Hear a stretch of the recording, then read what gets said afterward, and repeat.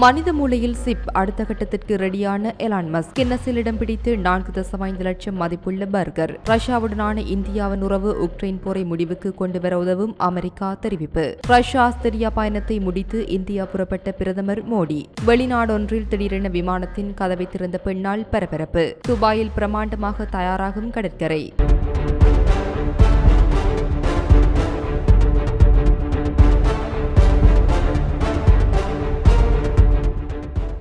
பிரபல தொழிலதிபரான Elon Musk space X மற்றும் Tesla போன்ற நிறுவனங்களை தொடங்கி அதில் பல ஆராய்ச்சிகளும் புதுவிதமான எதிர்கால சிந்தனையுடனும் செயல்படும் வாகனங்கள் மற்றும் ராக்கெட்டுகளையும் உற்பத்தி செய்து வருகின்றார். 2016ஆம் ஆண்டு எலான் மஸ்க் நியூரோலிங்க் என்னும் நியூரோ டெக்னாலஜி நிறுவனத்தை தொடங்கினார். எலான் மஸ்குடன் 7 விஞ்ஞானிகள் மற்றும் பொறியியல் நிபுணர்கள் இணைந்து உருவாக்கப்பட்ட நிறுவனம் இது. இந்த நிறுவனத்தின் பிரதான குறிக்கோள் என்னவென்றால் சாதாரண மனித ஆற்றலை கணினி மற்றும் AI தொழில்நுட்ப உதவியுடன் பன்மடங்கு உயர்த்துவதுதான். இந்த நிறுவனம் மனிதர்களின் மூளையில் சிப் பொருத்தி அவர்களை எண்ணங்களால் கணினி, லேப்டாப் போன்ற சாதனங்களை பயன்படுத்த வைக்கும் குறிக்கோளுடன் துவங்கப்பட்டது. இதன் மூலம் நரம்பு சம்பந்தப்பட்ட நோயான பார்க்கின்சன் மற்றும் ALS போன்ற நோய்களால் பாதிக்கப்பட்டவர்களுக்கு உதவ முடியும். இது தொடர்பான ஆராய்ச்சிகளில் நியூராங் ஆய்வாளர்கள் தொடர்ந்து மேற்கொண்டு வந்தனர். ஆராய்ச்சியை தொடர்ந்து நியூராலிங்க் உருவாக்கிய சிப் முதற்கட்டமாக விலங்குகளில் பொருத்தி சோதனை செய்யப்பட்டது. அதன் பிறகு இதனை மனிதர்களிடமும் பயன்படுத்த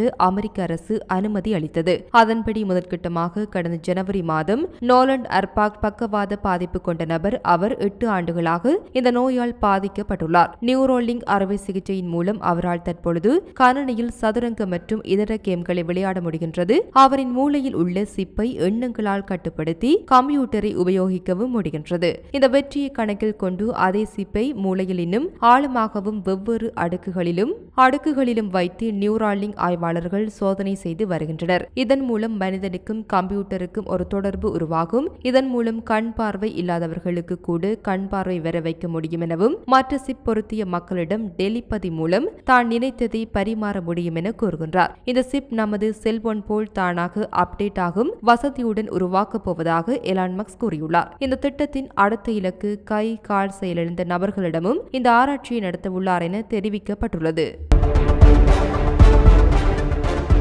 2 நாட்கள் பயணமாக ரஷ்யா சென்ற பிரதமர் நரேந்திர மோடி மாஸ்கோவில் நடைபெற்ற இந்தியா ரஷ்யா இடையேயான 22வது உச்சி மாநாட்டில் பங்கேற்றார். மாநாட்டில் அவர் அதிபர் புதினை சந்தித்து இருதரப்பு உறவுகளை வலுப்படுத்துவது குறித்தும் பரஸ்பர நலன் சார்ந்த சர்வதேச விவகாரங்கள் குறித்தும் விரிவான ஆலோசனை நடத்தினார். குறிப்பாக உக்ரைன் போர் குறித்து இரு நாட்டு தலைவர்களும் தீவிரமாக விவாதித்தனர். அப்போது உக்ரைன் பிரச்சினைகளுக்கு போர் தீர்வல்ல, போரை முடிவுக்கு கொண்டு வரும் அமைதி பேச்சுவார்த்தைக்கு அனைத்து விதமான பங்களிப்பு ஆற்ற இந்தியா தயாராக இருப்பதாகவும் புதினிடம் மோடி தெரிவித்தார். இந்த நிலையில் அமெரிக்காவின் வெள்ளி மாளிகையில் பத்திரிகையாளர்களை சந்தித்து வெள்ளி மாளிகை செய்தி தொடர்பாளர் கரின் ஜின் பியரிடம் மோடி புதின் சந்திப்பு குறித்து நிருபர்கள் கேள்வி எழுப்பினர். அதற்கு பதிலளித்து பேசிய கரின் ஜின் பியர், உக்ரைனில் அமைதியை நிலைநாட்டுவதற்கான முயற்சிகளுக்கு இந்தியா உட்பட அனைத்து நாடுகளும் ஆதரவு அளிப்பதை முக்கியமானதாக நாங்கள் கருதுகின்றோம். இதனை அனைத்து நாடுகளும் உணர வேண்டியது அவசியம். ரஷ்யாவுடனான இந்தியாவின் நீண்டகால உறவு உக்ரைன் போரை முடிவுக்கு கொண்டு வருவதற்கும் அமைதிக்கான நடவடிக்கை எடுக்கவும் அந்த நாட்டு அதிபர் புதினை ஊக்குவிக்கும் என்று அமெரிக்கா நம்புகின்றது. போரை தொடங்கிய புதினால் அதனை முடிக்க முடியும் எனவும் கூறினார்.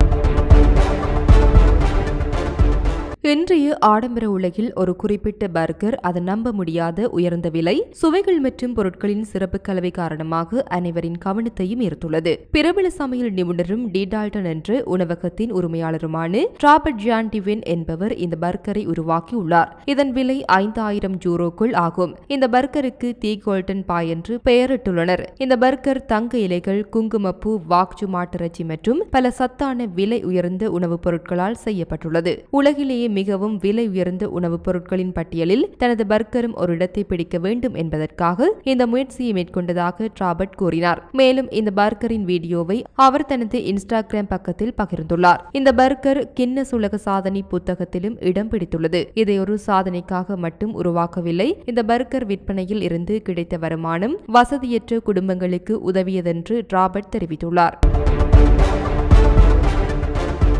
முதல் முறையாக விமானத்தில் பயணித்த ஒரு பெண் கழிவறை என நினைத்து விமானத்தின் அவசரகால கதவை திறந்ததால் பெரும் பரபரப்பு ஏற்பட்டதாக தெரிவிக்கப்படுகின்றது. குறித்த பெண் ஏர்சீனா விமான நிறுவனத்திற்கு சொந்தமான விமானம் ஒன்று புறப்பட தயாராக இருந்த நிலையில் விமானத்தின் அவசர வழி கதவை திறந்துள்ளார். இந்த நிலையில் அந்த விமானத்திலிருந்து பயணிகள் வெளியேற்றப்பட்டு ஹோட்டல் ஒன்றில் தங்க வைக்கப்பட்டதாக கூறப்படுகின்றது. அந்த பெண்ணிடம் ஏன் அந்த கதவை திறந்தீர்கள் என்று கேட்டபோது முதன்முறையாக விமானத்தில் பயணிக்கும் அவர் கழிவறை என நினைத்து விமானத்தின் கதவை திறந்தது தெரிய வந்துள்ளது. இதனையடுத்து அவருக்கு சுமார் 22,000 பவுண்டுகள் அபராதம் விதிக்கப்பட்டுள்ளது. மேலும் அவர் நீதிமன்ற விசாரணை எதுமின்றி காவலில் அடைக்கப்படலாம் என்பதுடன் இனி விமானத்தில் பயணிக்க அவருக்கு தடையும் விதிக்கப்படலாம் எனவும் தெரிவிக்கப்படுகின்றது.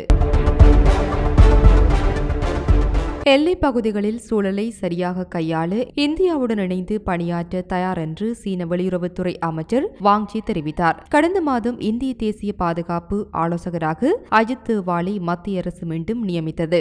இதற்கு வாழ்த்து தெரிவித்து அவருக்கு சீன அமைச்சர் வாங் ஜி அனுப்பிய செய்தியில் இந்தியாவும் சீனாவும் எல்லைகள் கடந்த உறவை பேணி வருகின்றன. அத்துடன் உலக அளவில் இரு நாடுகளின் முக்கியத்துவமும் அதிகரித்து வருகின்றது. இந்த நிலையில் எல்லைப் பகுதிகளில் களச்சூழல் தொடர்பான விவகாரங்களை சரியாக கையாள இந்தியாவுடன் இணைந்து